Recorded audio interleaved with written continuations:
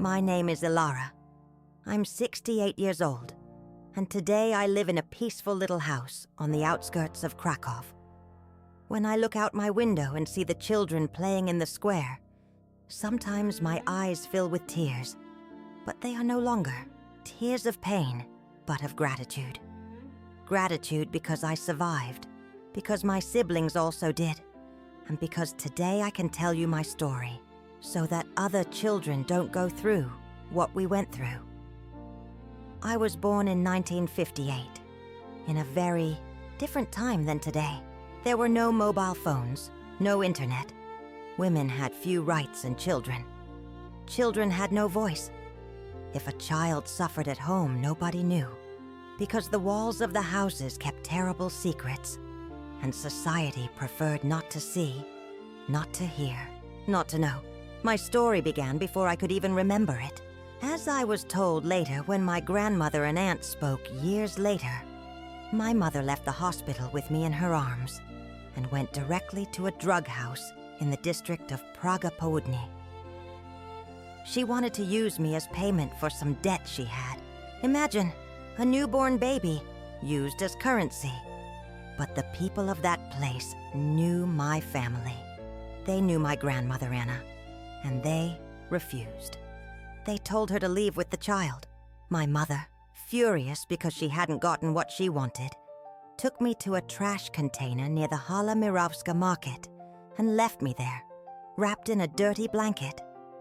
A baby of just a few days old, abandoned among the trash as if I were worth nothing. It was my Aunt Marta who found me. She had gone looking for me because my grandmother had gone crazy when she found out what had happened. Marta rushed me to my grandmother's house, and from that day on, my life was a back and forth between houses, like a ball that no one really wanted to have. We lived on a large plot in Praga Południe, where several small houses had been built. It was like a neighborhood courtyard, but all family. There was my grandmother Anna and my grandfather Jan's house, my Aunt Marta's house, my Uncle Piotr's house, and my mother's house, whose name was Lena. What a fitting name for her, because pain was the only thing she brought to all of us. I went from house to house, never knowing where I would sleep each night. Sometimes with my grandmother, sometimes with Aunt Marta, and sometimes, when my mother was in a good mood or needed to show off that she had children, I stayed with her. But those nights were the worst, because my mother constantly brought men home, and from a very young age she forced me to see things that a child should never see. I remember when I was 3 or 4 years old, my mother would wake me up in the middle of the night and say, "Ilara, you have to watch this. You have to learn how things are." And she forced me to stay there, in that small, dark room, watching her do things with strange men. Sometimes she gave me one of those old cameras, the kind you had to buy rolls of film for, and told me, "Take pictures. Come on, we'll develop them later." I didn't understand why I had to do that, but when you're a small child, you obey without asking, especially when you know that if you don't, you'll be beaten. My mother always beat us, me, my siblings when they were born, anyone who got in her way. She had heavy hands and an empty heart. She would wake us up in the middle of the night just to beat us, as if she needed to unleash all her rage on us. I remember the sound of her slippers on the tiled floor, that noise that made my hair stand on end because I knew she was coming for me. When I was 5 years old, something happened that I will never forget. It was a winter night in 1963. It was very cold, and we were sleeping in the big bed, my foster father, Roman, me, and my mother. Roman was not my biological father, but he was the only father I knew then. And he loved me as if I were his real daughter. That night I woke up because I smelled smoke. When I opened my eyes, I saw that the sheets were on fire. My mother had set the bed on fire while we slept. Roman woke up screaming and trying to put out the fire with his hands. I got burned on my bottom. I still have the scar. But my mother didn't stop there. She went to the kitchen, grabbed a boiling pressure cooker from the stove, and threw it at Roman's head. She screamed at him like a madwoman. "I don't want them alive. I don't want any of you to be alive." That was the first time I truly understood that my mother hated us. It wasn't just that she was bad. She hated us with all her being. Roman separated from her that same day. But since I wasn't his biological daughter, he couldn't take me with him, although God knows he tried many times. From that night on, my life became even more difficult. My mother had 5 children in total, all from different fathers. After me came my sisters Kinga and Zofia, and my brother Marek. There was another baby who was born between Kinga and me, but he died 45 minutes after birth. My grandmother said it was because of the drugs and alcohol my mother consumed during pregnancy. When I found out that baby had died, I thanked God, because I knew it was better for him not to live in this hell that was our home. When my sisters started to grow up, I was already 5 years old, and my mother began to leave the house for whole days, sometimes weeks, without saying where she was going. She left me in charge of the babies. Imagine, a 5-year-old changing diapers, preparing bottles, trying to calm the crying of 2 hungry babies. I learned to cook standing on a chair to be able to reach the gas stove. I learned to change diapers, to give food, to be a mother when I myself was a child who needed to be cared for. The food my mother gave us, when she remembered to give us food, was always spoiled. Rotten meat, sour milk, moldy bread. If we vomited after eating, she forced us to eat our vomit. "Food is not wasted," she would tell us, pushing our faces towards the puddle of vomit on the floor. "If you vomited it, eat it again." To this day, at 68 years old, I have trouble eating. Sometimes I go for whole days without eating a bite, because the simple act of eating brings back all those memories. In school was where I found my only refuge. I had 2 wonderful teachers, Mrs. Kowalska and Mrs. Zelinska, who realized that something bad was happening in my house. They bought me school supplies when my mother didn't give me money. They brought me snacks when I arrived at class hungry. And they always found excuses to keep me after class or to take me on excursions on weekends. My mother charged them too. "Let me go with the teachers," she would tell them. "If you want to take the child, you have to give me so much money." And the poor teachers paid, because they knew it was the only way to get me out of the house, even if only for a few hours. Mrs. Kowalska lived in a small apartment near the school, and when I stayed with her, I felt like I was in paradise. I had hot food, a clean bed just for me, and for the first time in my life, someone asked me how my day had been, if I was okay, if I needed anything. But I always had to go back home, and when I came back, my mother beat me for having been out. "What have you told those whore teachers?" she would scream at me while slapping me. "Have you told them anything about what happens here?" I swore to her that I hadn't said anything, but she still beat me. She beat me with her belt, with her slipper, with whatever she had on hand. Sometimes she grabbed broken glasses or bottles and threw them at me and my sisters. I have scars on my arms and legs from all those glass shards that cut my skin when I was little. One of the things that hurt me the most was when my mother punished us by making us kneel on corn kernels. She would put us against the wall, with our knees on a pile of hard corn, and we had to stay like that for hours. If we moved, she would beat us. If we cried, she would beat us harder. Sometimes she left us there all night, until our legs went numb and we couldn't feel anything anymore. She also locked us in the bathroom for whole days. The bathroom was a small, damp room without windows, where only a little light came in under the door. She left us there with a glass of tap water and nothing else. We had to relieve ourselves in the same place where we were locked up, and the smell became unbearable. When she finally let us out, we were so weak we could barely walk. But all that physical suffering was nothing compared to what began to happen when I turned 9. It was in 1967 when my mother discovered that she could earn money with me in a way that marked me for the rest of my life. My mother worked cleaning offices and private homes, but she never lasted long in any job because she always ended up fighting with someone or stealing something. She always needed money, and one day she came up with a horrible way to get it. She started taking me to the offices where she worked after hours. She told me I had to help her clean, but in reality, she took me there for something very different. There were men there, men who worked with her or who were the bosses of the companies, and my mother told them they could do whatever they wanted with me if they paid her. The first time it happened, I didn't understand what was going on. An older man, who must have been over 60, sat me on his lap and said, "You are very small. You have to grow more." Then he took out his private part and forced me to touch it. He told me, "This way you will grow faster. You'll see." I thought it was true, that it would make me taller.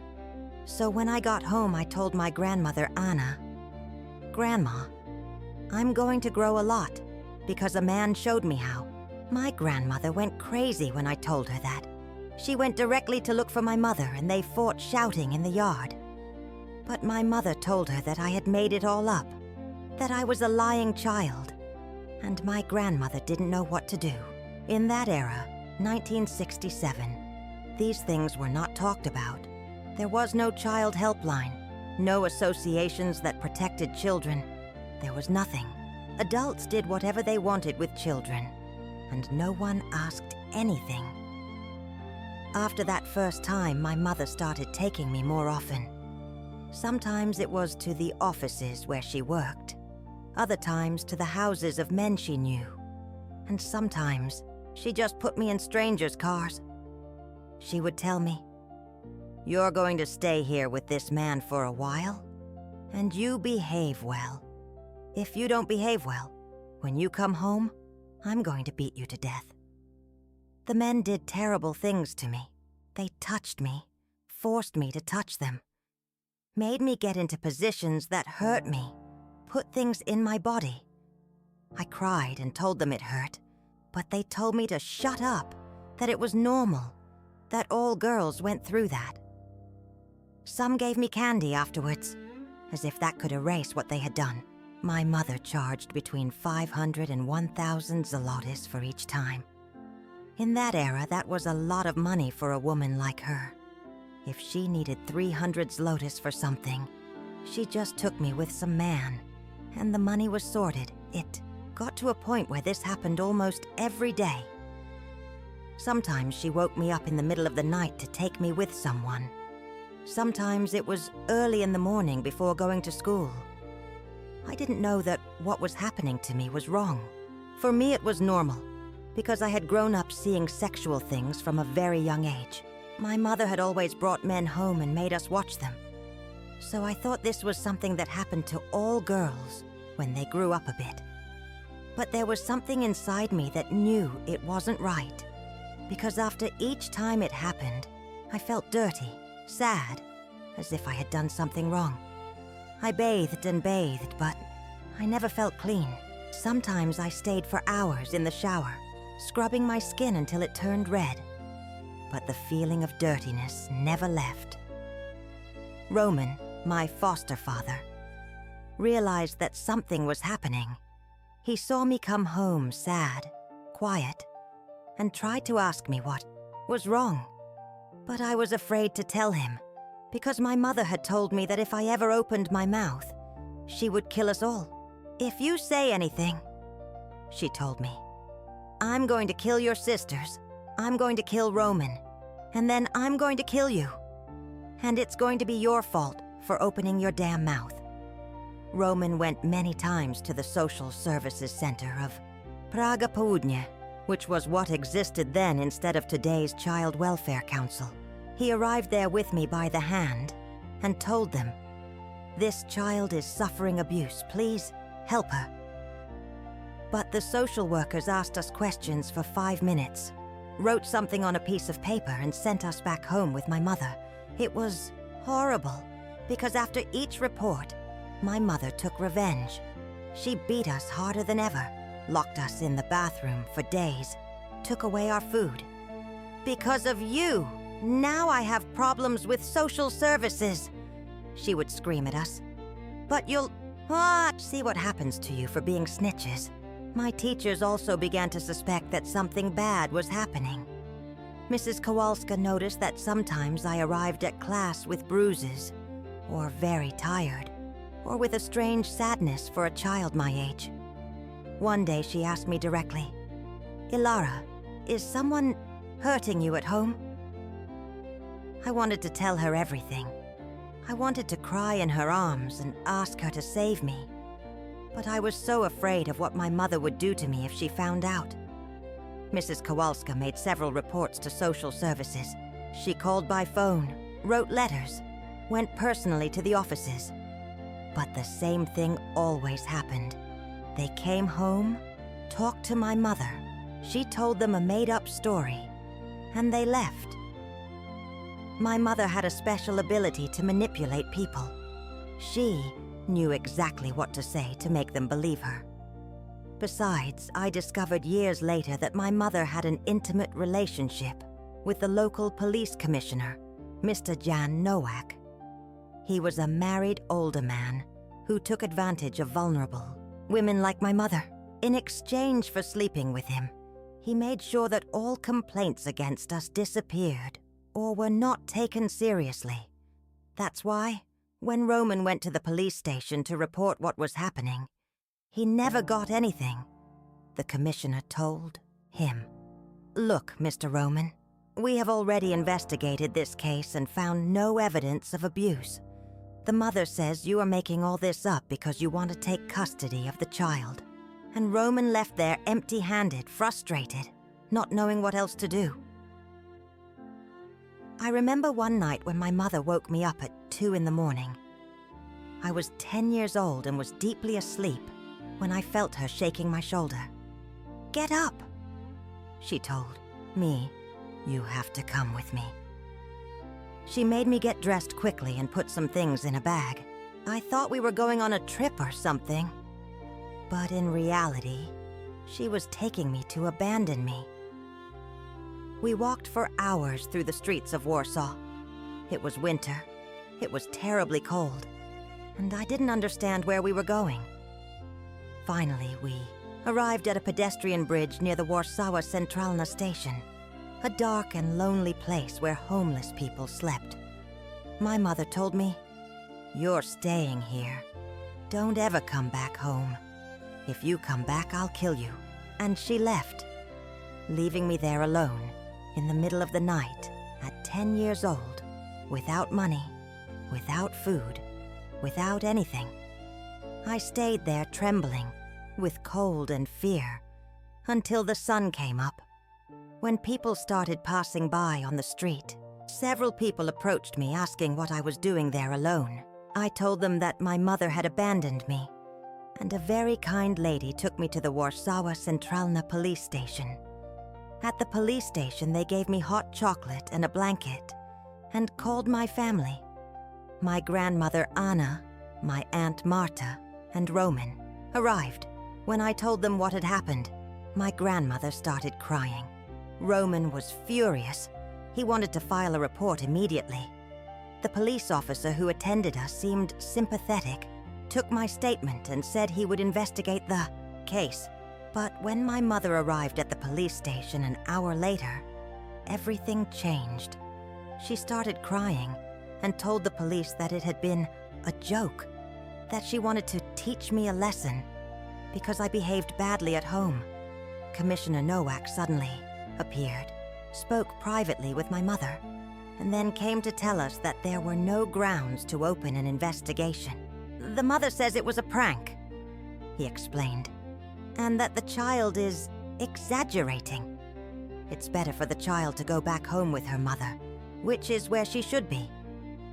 Roman tried to protest, but the commissioner told him that if he kept insisting, they would report him for harassing a single mother. So I went back home with my mother, and that night, she beat me like she had never beaten me in my life. She beat me with a belt until her arm got tired. She screamed at me that I was a snitch, a liar, a bitch. "Next time you open your mouth," she told me, "I'm going to burn you with the iron, so you learn to shut up." The abuses continued, and each time they were worse. My mother had discovered that she could earn even more money if she allowed men to do more serious things with me. She started charging more money, and the men started asking for more terrible things. There was one man in particular, whose name was Mr. Stanislaw, who owned a small transport company. He was very old. He must have been over 70, and he always smelled of tobacco and cheap cologne. My mother took me to his office several times, and each time was worse than the last. Mr. Stanislaw had a small room in the back of his office, with an old and dirty sofa. The first time she took me there, he told me, "Take off your clothes. I'm going to show you adult things." I told him I didn't want to, that I wanted to go home. But he told me, "Your mother has given me permission. If you don't do what I tell you, your mother will be very angry with you." He forced me to touch his private parts, and then he touched me. It hurt so much that I started crying, but he covered my mouth with his hand. "If you scream," he told me, "your mother will have problems, and they will take your sisters to an orphanage. Do you want your sisters to suffer because of you?" I didn't want my sisters to suffer, so I stayed silent, even though I felt like I was being killed inside. After that, my mother started taking me to Mr. Stanislaw's house on weekends. She left me there on Friday night and came to pick me up on Sunday. During those days, that horrible man did whatever he wanted with me. He forced me to do things that I will not describe here because there are limits to what one can tell. But they were the most horrible days of my childhood. Mr. Stanislaw lived alone in a large house in the district of Ursinov. It was an old house with many rooms, and he showed me all of them. "You can go wherever you want," he told me, "but you cannot leave the house. If you try to escape, I will call your mother and tell her that you have misbehaved. You know what happens when your mother gets angry." During those endless weekends, I took refuge in a small room that seemed to have belonged to a girl. It had a bed with pink sheets and some old toys. I stayed there, hugging a dirty teddy bear, imagining that it was my real room, that house was my home, and that someone really loved me. But the time always came when Mr. Stanislaw called me to his room, and then the nightmare began again. He forced me to do things that disgusted me, that hurt me, that made me feel like I wasn't a person, but an object he could use as he pleased. Once, when I was 11 years old, Mr. Stanislaw did something so terrible to me that I thought I was going to die. He hurt me so much that I couldn't walk properly for a week. When my mother came to pick me up that Sunday, I begged her not to bring me back to that house. "Please, Mom," I told her. "Don't make me come back here. That man hurts me." But my mother laughed. "Don't be ridiculous," she told me. "Mr. Stanislaw is a very good man who helps us with money. If it weren't for him, we wouldn't have food. So you're going to behave well and you're going to do what he tells you, without protesting." That night, at home, I tried to explain to my grandmother Anna what was happening to me. But I didn't know how to say it. I didn't have the words to describe those horrible things. I told her, "Grandma, there's a man who touches me where he shouldn't, and it hurts a lot." My grandmother turned pale, but then she told me, "Don't say those things, Ilara. It's not right for a girl to talk about such filth. In that era, 1969, people didn't talk about sexual abuse. It was a taboo subject, something that supposedly didn't exist in decent families. If a girl said someone had touched her, people thought the girl was dirty, that she had done something to provoke it, or simply that she had made it up.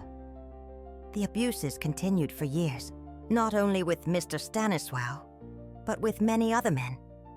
My mother had spread the word that she had a daughter who was available for the right price, and there were always interested men.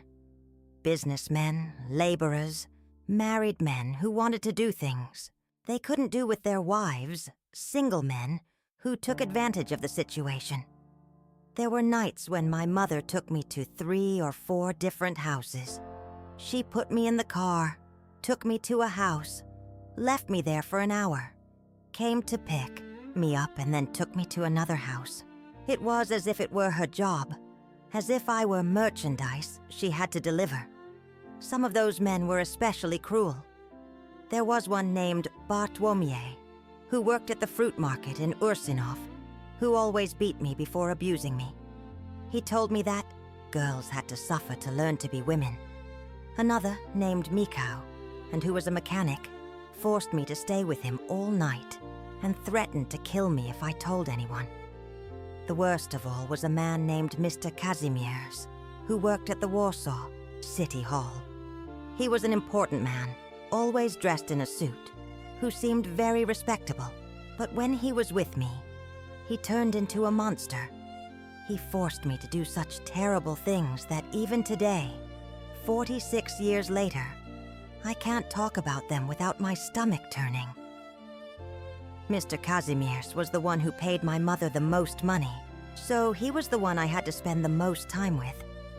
Sometimes I stayed at his house for whole weeks. He told my mother that he was educating me, that he was teaching me to be a proper young lady. My mother was delighted because not only did she receive money, but she also got rid of the bother of taking care of me. At Mr. Kazimierz's house, I had to behave as if I were his adopted daughter. In front of other people, he introduced me as the orphan girl I am helping. People congratulated him on his generosity for being so good to a needy child. If they had known what he did to me when we were alone. During all those years, from 9 to 16, I lived in a constant nightmare. I didn't know how many men had abused me, because there were so many that they blurred in my memory. Some had faces, others were just voices in the dark. Some treated me with false kindness, others were brutal from the first moment. My body was always sore. I had constant infections, bleeding, pains that never went away. But my mother never took me to the doctor. "If you go to the doctor," she told me, "they'll know what you're doing, and they'll get us all into trouble." So I had to endure the pain in silence, just as I endured everything else. What hurt me the most was not even the physical abuse, but the feeling that I was worth nothing, that I wasn't a real person. Those men used me as if I were a toy, and then discarded me as if I were trash. My own mother sold me as if I were a thing that belonged to her.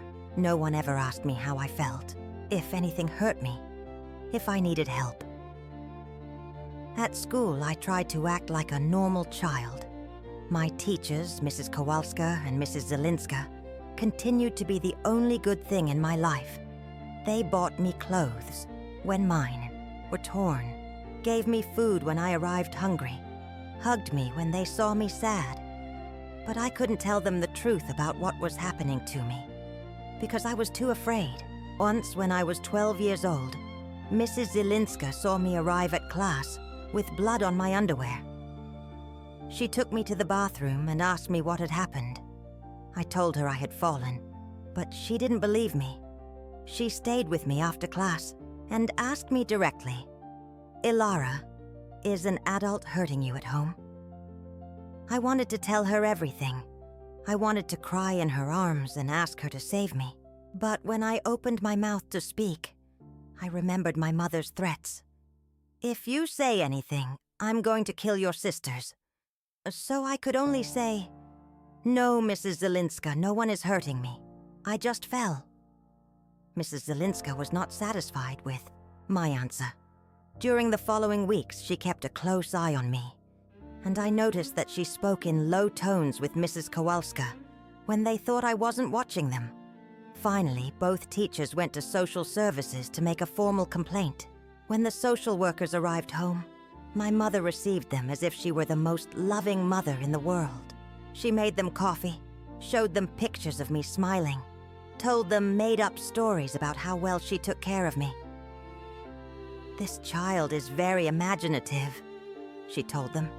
"She's always making things up to get attention. The teachers have spoiled her. That's why she tells lies." The social workers left, convinced that my mother was right. That night, she beat me so much that I couldn't go to school for 3 days. "Because of you, now I have to deal with these damn bureaucrats," she screamed at me while kicking me. "But you'll see what happens when you open your whore mouth." My sisters, Kinga and Zofia, also began to suffer abuse when they grew up a bit. My mother used them in the same way she had used me, but luckily not as frequently. I tried to protect them as best I could, sometimes offering to go in their place when my mother wanted to take them with some man. "I'll go," I would tell her. "Leave Kinga at home." But my mother would laugh. "Don't be silly. There are men who prefer the smaller ones." Seeing my sisters go through the same thing I had gone through broke my heart. Kinga was only 7 years old when it started, and Zofia barely 5. They were so small, so innocent. I became their protector. I took care of them when they came home after those horrible appointments. I comforted them when they cried. I helped them bathe when they felt dirty.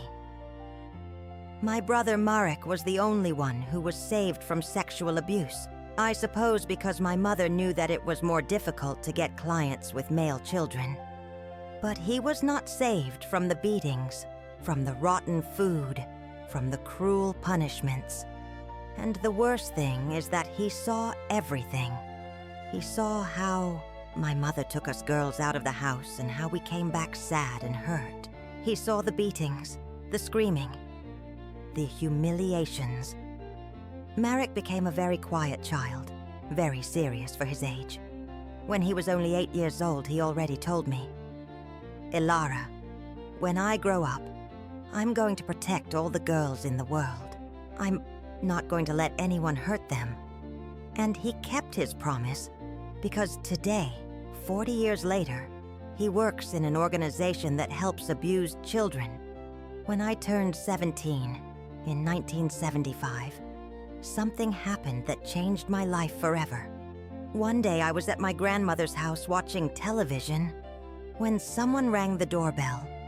I went to open it, and I found a man I had never seen in my life. He was tall, dark-haired, with a mustache, and he had very sad eyes. "Is Lena here?" he asked me. "No," I told him. "She's not." Then he looked at me intently and asked, "Are you Ilara?" "Yes," I replied. And then he told me something that changed my life. "I am your father." I froze. I didn't understand anything. Roman was my father, the only father I had known. Who was this man? Why was he telling me he was my father?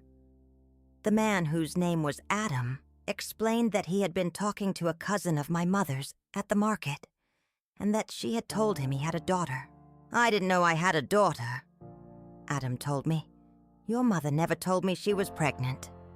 I found out a week ago when I met your cousin Ursula in the old town square."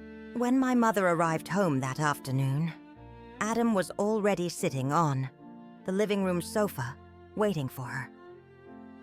The confrontation between my mother and Adam was terrible. He yelled at her, "Why didn't you tell me I had a daughter? Why did you hide this from me for 17 years? And my mother, with that coldness that characterized her, replied, "Because I didn't feel like telling you.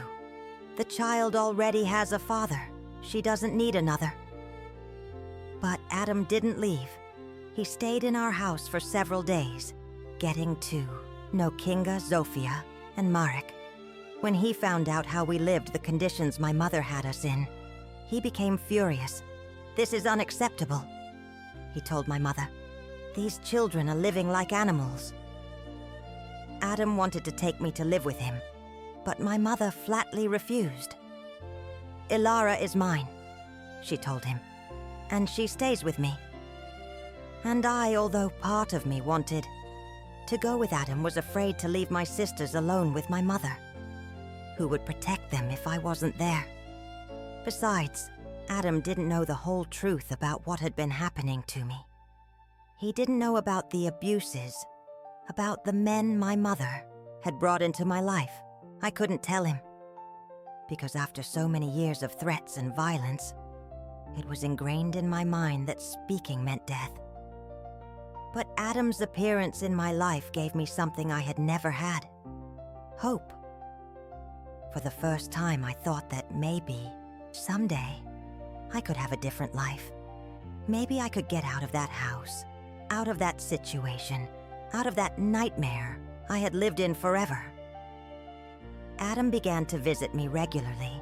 He took me for walks in Wazienki Park, bought me ice cream, asked me about school, about my dreams, about what I wanted to do when I grew up.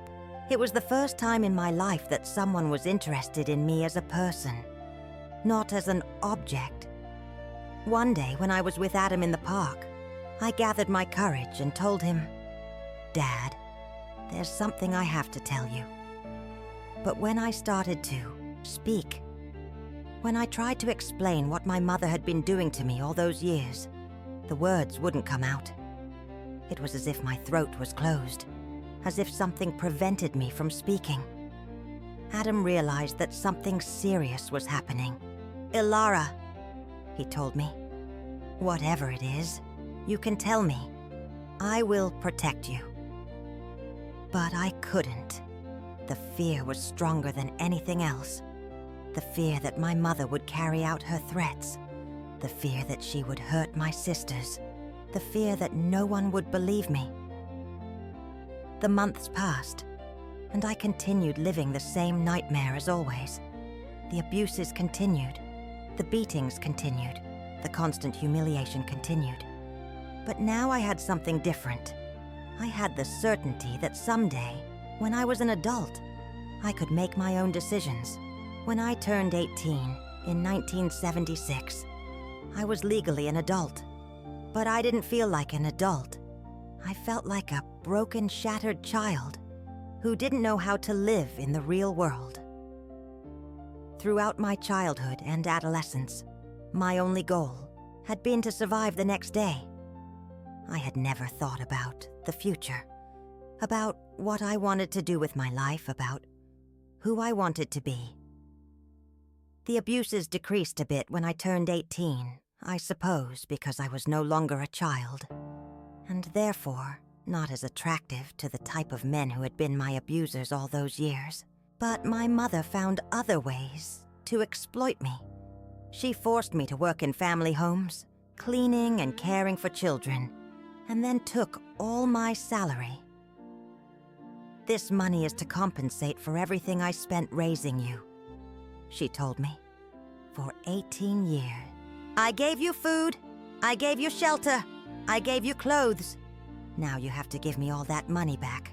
It was as if I were her employee, her personal slave, who had to work for free to pay her a debt I had never incurred. During those years between 18 and 24, I lived in a kind of limbo. I wasn't exactly a child, but I didn't feel like an adult woman either. I still lived at my mother's house. I was still a victim of her psychological abuse. I still had no control over my own life. It was during that time that I began to realize that what had happened to me during my childhood was not normal. I met other girls my age who told me about their families, about how they had been raised, about their childhood memories, and I realized that my experience had been completely different. One of those girls was named Natalia, and she worked with me in a family home in the district of Mokotov.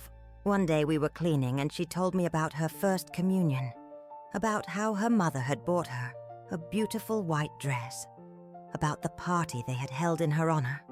I listened to her with fascination, as if she were telling me a fairy tale.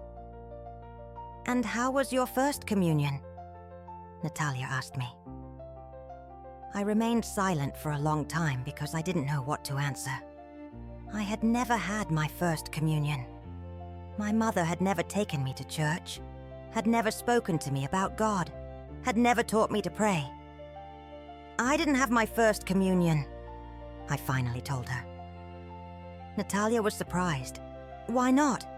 she asked me, and I didn't know what to answer because I couldn't explain to her that my mother had been too busy prostituting me to worry about my religious education. That conversation with Natalia was like a revelation for me. I realized that I had lost my entire childhood, that I had never had the experiences that a normal child was supposed to have. I had never had a birthday party, never received gifts for Christmas, never gone on vacation, never had friends to play with. I began to feel enormous rage towards my mother, towards all the men who had abused me, towards the system that had failed to protect me. But I also began to feel something new, the determination to change my life, to get out of that situation, to build something better for myself. In 1980, when I was 23 years old, I finally gathered the courage to do something I had been planning for months. I decided to leave my mother's house forever. I didn't have much money. I didn't have anywhere to go. But I knew I couldn't continue living like that. I left one day when my mother was working. I packed a small suitcase with my few belongings and left, without leaving a note, without saying goodbye to anyone. I just told Kinga, who was already 16, that I was leaving and to try to take care of Zofia and Marek. The first few months were very difficult. I stayed in a cheap boarding house in the center of Warsaw, working in whatever I could to pay the rent and food. Sometimes I cleaned offices at night. Sometimes I worked as a waitress in bars. Sometimes I cared for children in private homes. But for the first time in my life, I had something I had never had: freedom. No one beat me. No one yelled at me. No one forced me to do things I didn't want to do. I could decide what to eat, what time to sleep, where to go, who to talk to. It was an intoxicating and terrifying feeling at the same time. My mother tried to locate me several times. She appeared in the places where I worked, screaming at me that I had to go back home, that I was ungrateful, that I wouldn't be able to survive without her. "You don't know how to live alone," she told me. "You're too stupid to take care of yourself. You're going to end up on the street like a whore." But I stood firm. For the first time in my life, I said no to my mother. "I'm not coming back," I told her. "You can't force me to do anything anymore. I'm of legal age and I can make my own decisions." She got furious, threatened me, tried to manipulate me by telling me that my sisters needed me, but I didn't give During those years between 23 and 31, I lived as best I could. It wasn't an easy life, but it was my life. I worked a lot, saved all I could, and slowly began to build something resembling a normal existence. I became friends with Natalia and other girls who worked with me. I started going out on weekends. I started experiencing things I had never done before. But there was something inside me that was broken, something that wasn't working properly. I couldn't trust people, especially men. When some guy tried to approach me, when someone showed romantic interest, I immediately pulled away. The idea of physical intimacy terrified me. It brought back all those horrible memories from my childhood. I also had constant nightmares. I dreamed of Mr. Stanisław, of Mr. Kazimierz, of all those men who had abused me. I woke up in the middle of the night, screaming, sweating, trembling. Sometimes I had panic attacks when I was in confined spaces, or when I saw older men who reminded me of my abusers. I knew I needed help. But in that era, in the 80s, psychological therapy was not talked about, especially for people of my social class. People who had suffered trauma simply had to move on and forget the past. There were no resources, no understanding, no support. In 1986, when I was 29 years old, I received news about my sisters. Kinga, who was already 22, had managed to leave my mother's house and was living with a boyfriend in Warsaw's suburbs. Zofia, who was 20, was still at home but was planning to leave soon. And Marek, who was 18, was studying to be a social worker. It filled me with joy to know that my siblings had managed to leave, or were about to leave that situation. All those years I had felt guilty for leaving them alone with my mother. But now I saw that they had found their own way to survive and build their lives. Kinga looked for me, and we met in a cafe near the Old Town Market Square. When I saw her arrive, I was so emotional that I started crying. She had grown so much. She had become a beautiful woman. But I could see in her eyes the same scars that I carried in mine. We talked for hours. She told me about her boyfriend, about her work, about her plans for the future. She also told me about what had happened at home after I left, about how my mother had continued her abuses, about how she had protected Zofia and Marek as best she could.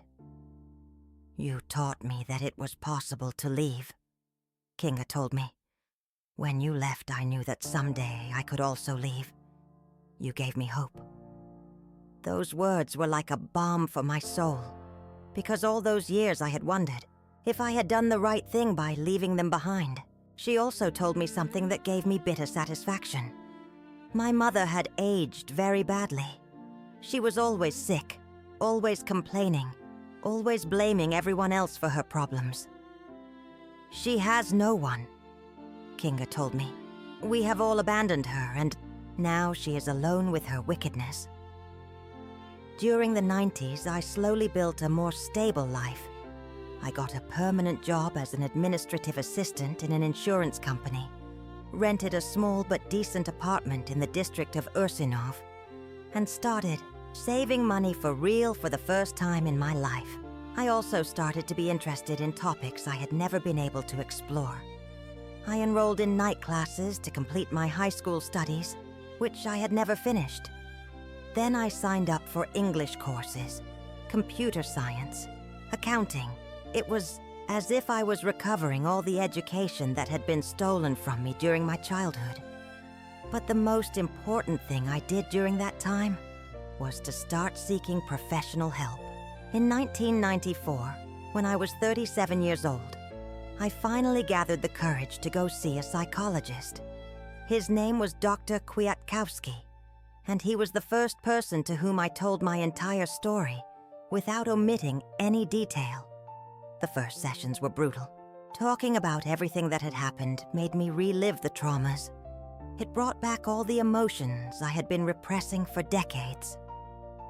There were days when I left Dr. Kwiatkowski's office and cried in my car for hours, unable to move. But slowly, very slowly, I began to heal. Dr. Kwiatkowski helped me understand that what had happened to me was not my fault, that I had been a victim, that I had done what I had to do to survive.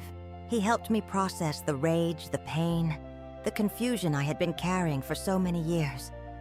He also helped me understand that my mother had been a deeply sick woman, that what she had done to me and my siblings had no justification, but that perhaps she too had been a victim of something in her past that had turned her into the monster she had been with us. That understanding did not mean forgiveness, because there are things that cannot be forgiven. But it did mean that I could stop carrying the hatred, that I could free myself from the need for revenge, that I could focus on building my own life instead of remaining a prisoner of the past. In the year 2001, when I was 44 years old, I made a decision that would change the course of my life forever.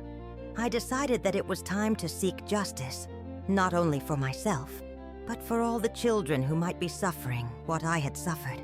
With the help of Dr. Kwiatkowski and a lawyer specializing in child abuse cases, I filed a formal complaint against my mother. I knew it was going to be very difficult to prove what had happened after so many years, but I had to try. I also decided to look for the men who had abused me, to report them as well. Many had already died, because more than 30 years had passed since the abuses, but some were still alive, and I wanted them to pay for what they had done. The legal process was long and painful. I had to relive all the details of my childhood before judges, lawyers, psychological experts. I had to describe again and again the terrible things they had done to me. I had to show the physical and emotional scars that I still carried on my body and in my soul. My mother denied everything, of course. She said that I was a liar, that I was making everything up to hurt her, that I was an ungrateful daughter who wanted to destroy her own mother. Some relatives believed her and turned their backs on me, but others, including my siblings, testified in my favor. In 2006, after 5 years of legal battles, we finally got a conviction. My mother was found guilty of child abuse, neglect, and child pimping. She was sentenced to 15 years in prison, although due to her advanced age, she was already 76 years old, she was given some prison benefits. We also obtained sentences against 3 of the men who had abused me. Mr. Stanisław had died years before, but Mr. Kazimierz and 2 others were sentenced to terms of 8 to 12 years in prison. Seeing those men, already old and sick, sitting in the dock was a bittersweet experience. On the one hand, I felt satisfaction that justice was finally being served. On the other hand, I realized that no judicial sentence could give me back my lost childhood or erase the scars I carried in my soul. My mother served only 3 years of her sentence.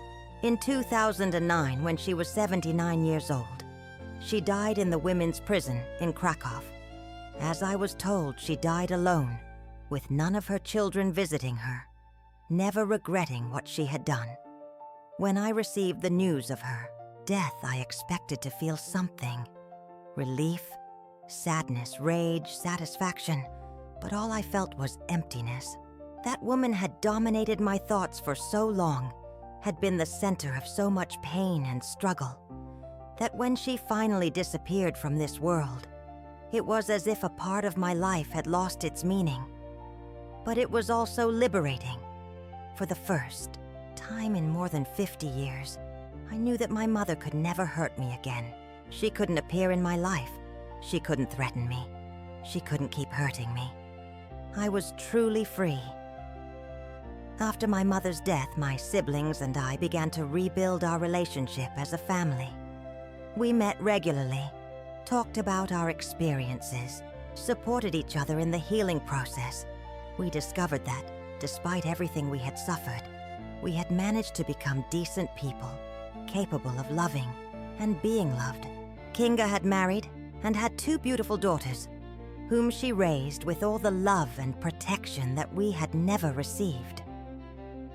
Zofia had become a nurse and worked at the Children's Hospital in Warsaw, dedicating her life to caring for sick children. And Marek, as he had promised when he was little, worked in a foundation that helped child abuse victims. Seeing my siblings, seeing how they had managed to build good and meaningful lives, despite everything we had gone through, I realized something important. We had broken the cycle. The pain, the abuse, the violence that had marked our childhood had not been passed on to the next generation. Our children and nieces and nephews were growing up in homes full of love, protection, and respect. In 2011, when I was 54 years old, I decided it was time to do something more with my experience. I had spent decades healing my own wounds, but now I wanted to use my story to help other children who might be going through similar situations. That's when I discovered the power of the internet and social media. Until then, I had been a rather traditional woman in terms of technology, but my nieces taught me how to use Facebook, how to create a profile, how to write posts. At first, I was very cautious. I posted general things about my life, photos of my plants, recipes, normal things that ladies my age post. But little by little, I began to feel the need to tell my story, to use this new tool to reach people who might be suffering in silence as I had suffered. In February of 2016, on the anniversary of my leaving home when I was 23 years old, I decided to write my first post telling part of my story. I didn't give all the details, but I explained in general terms that I had been a victim of child abuse, that I had managed to get out of that situation, and that I wanted others to know that it was possible to survive and build a better life. The response was overwhelming. In a few hours, my post had been shared hundreds of times. I received dozens of private messages from people telling me their own stories of abuse, asking for advice, thanking me for having the courage to speak up. I realized that there were many more victims than I had imagined, and that most of them were suffering in silence, without knowing that help was available, without knowing that they were not alone. I decided to continue sharing my story, little by little, always trying to include useful information about resources, helplines, organizations that could provide support. Over the next few years, my Facebook page became a kind of refuge for abuse victims. I shared all the details of my story, all the strategies I had used to heal, all the resources I had found useful. I also started doing live broadcasts where I answered questions and talked directly with people. But the moment that really changed everything was in March of 2019. I received a message from a young woman named Emilia, who told me that my story had given her the courage to report her own abuser. But the most shocking part of her message was that she told me she had found other victims of the same man, and that all together they had managed to get him arrested. I realized that my social media posts were not only helping people emotionally, but were also contributing to bringing justice in a practical way. Victims were connecting with each other, finding the strength to speak out, and getting their abusers punished. That motivated me to be even more active on social media. I started posting not only my own story, but also stories of other victims who gave me permission to share their experiences. I created online support groups, organized in-person meetings, established contacts with lawyers and psychologists who were willing to help low-income victims. In 2020, one of my posts went viral in a way I had never expected. It was a video where I told about the day my mother abandoned me at the Warsaw Centralna station when I was 10 years old. The video was watched by more than 2 million people. It was shared on television programs. It appeared in national newspapers. But the most important thing was that this video reached people who had known my family when I was little. People who had witnessed what was happening, but had never spoken up. I received messages from former neighbors, from my mother's co-workers, even from some of the social workers who had investigated our case in the 60s and 70s. Many of these witnesses offered to testify in cases related to other abusers who were still alive, or to provide information that could be useful in identifying more victims. It was incredible to see how, after so many years, the truth was coming to light. I also received contact from criminal investigators who were working on child abuse network cases, and who believed that my mother and some of the men who had abused me might have been connected to larger networks. Although my mother had already died, the information I could provide helped solve some cases that had been open for decades. But not all was good news. Media attention also brought negative things. I received hate messages from people who didn't believe me, who thought I was making everything up to gain money or attention. I also received threats from relatives of some of the men I had reported, who accused me of ruining the reputation of their loved ones. There were times when I considered leaving social media, abandoning this whole fight, and returning to the peaceful life I had had before. But every time I thought about giving up, I received a message from some victim telling me that my story had saved their life, that it had given them strength to report, that it had helped them get out of an abusive situation. Those messages reminded me why it was so important to keep speaking, to keep fighting. It wasn't just for me. It was for all the children who at that very moment were suffering what I had suffered, who were being sold by their own mothers, who were being abused by unscrupulous men, who were growing up thinking that was normal.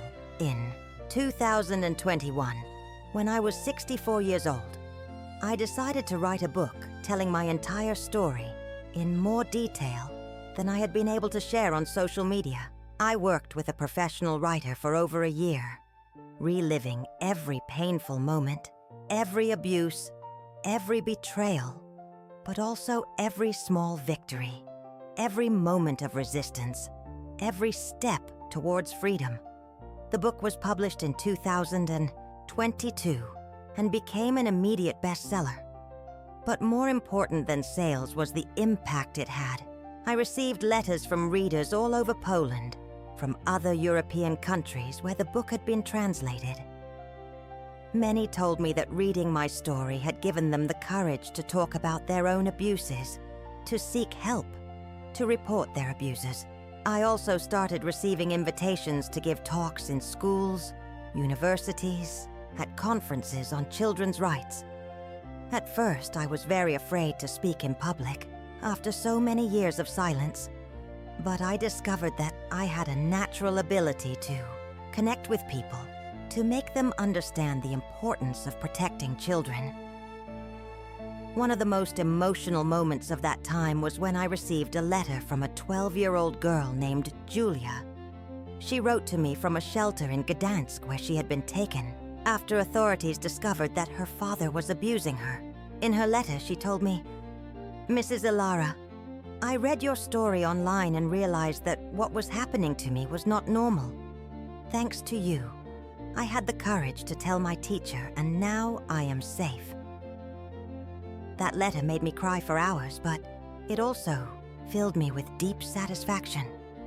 All the pain I had suffered, all the battles I had fought, all the work I had done to heal and to help others had been worth it if I had managed to save even one child. In 2023, I received news that changed my life once again. The Polish government had decided to create a new commission to investigate historical cases of child abuse, and they asked me to be a part of it as an advisor. It was an incredible opportunity to influence public policy, to help change the system that had failed me and thousands of other children so badly. I accepted immediately, although I knew it was going to be a very difficult job emotionally. For the next 2 years, I reviewed hundreds of cases similar to mine, interviewed victims, spoke with experts, analyzed the failures of the child protection system. It was devastating to see how many children had suffered experiences similar to mine, but it was also hopeful to see how much society had changed in its understanding of these issues. One of the things that impacted me most during that work was realizing that my case had not been unique or exceptional. In the 60s and 70s, when I was a child, thousands of children were suffering similar abuses. But society simply didn't want to see, didn't want to know, didn't want to act. Children had no voice, no rights, no protection. But I could also see all the progress that had been made. Now there were clear protocols to detect child abuse. Teachers and health professionals were trained to identify warning signs. There were 24-hour helplines available. There were specialized centers to treat abuse victims. It wasn't a perfect system. There were still many flaws. Many cases still slipped through the cracks. But it was infinitely better than what had existed during my childhood. And part of that improvement was due to the work of people like me, victims who had found the courage to speak up, to report, to fight for change. In 2024, when I was 67 years old, I decided it was time to start thinking about my legacy. Not in the sense of death, because I feel strong and healthy and hope to live many more years, but in the sense of what I wanted to leave behind, what I wanted my contribution to the world to be. Together with my siblings, we created the Alara Foundation, a non-profit organization dedicated to preventing child abuse and helping victims. The foundation offers free therapy for low-income victims, prevention programs in schools, training for professionals, and legal advice for victims who want to report their abusers. We also decided to create a temporary shelter for children who have been removed from abusive homes.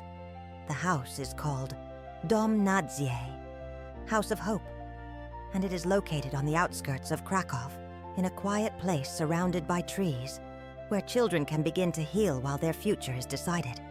Every time I visit Dom Nadzie and see those children playing in the garden, laughing, feeling safe for the first time in their lives, I can't help but think of the child I once was. I wonder what my life would have been like if there had been a place like that when I was little, if someone had rescued me and taken me to a place where I could simply be a child. But I also realized that perhaps it was necessary for me to go through everything I went through, so that I could truly understand what these children feel, so that I could help them in a way that perhaps other people could not. My pain has become my strength. My trauma has transformed into my mission. My siblings have also found ways to channel their experiences for good. Kinga became a foster mother and has cared for over 20 children over the years. Zofia leads a program at the hospital where she works to detect signs of abuse in children who arrive in emergencies. And Marek, my little brother who promised to protect all the girls in the world, now directs a national child abuse prevention program. When the four of us gather as we do every Sunday for lunch, sometimes we fall silent, remembering everything we went through.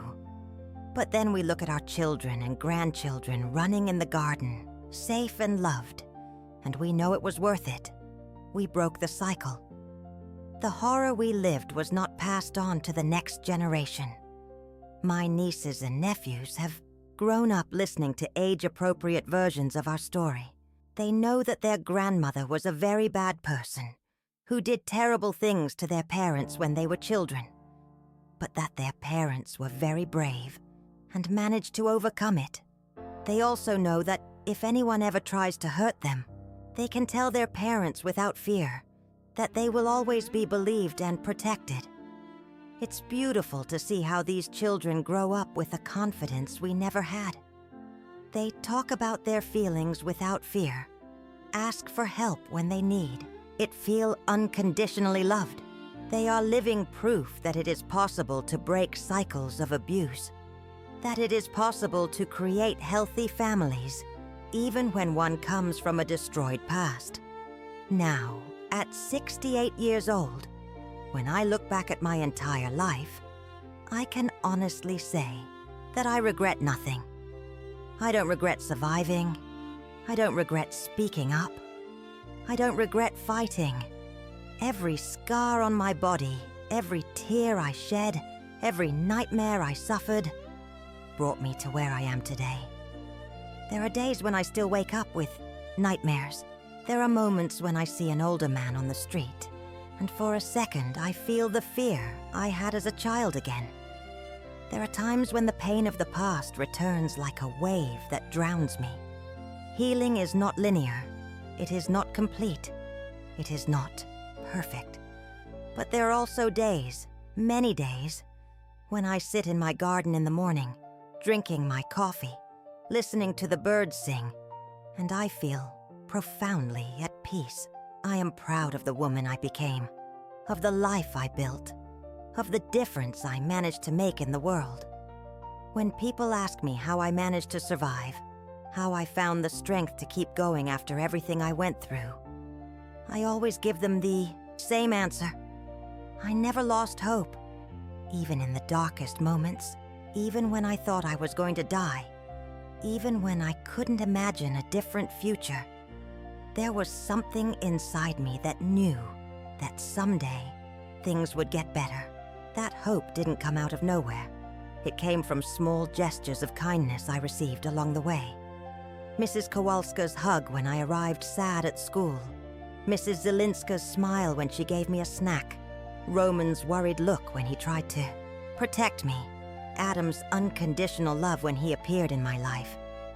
It came from the gradual understanding that not all people were like my mother, that goodness existed in the world, that there were people willing to help, to love, to protect.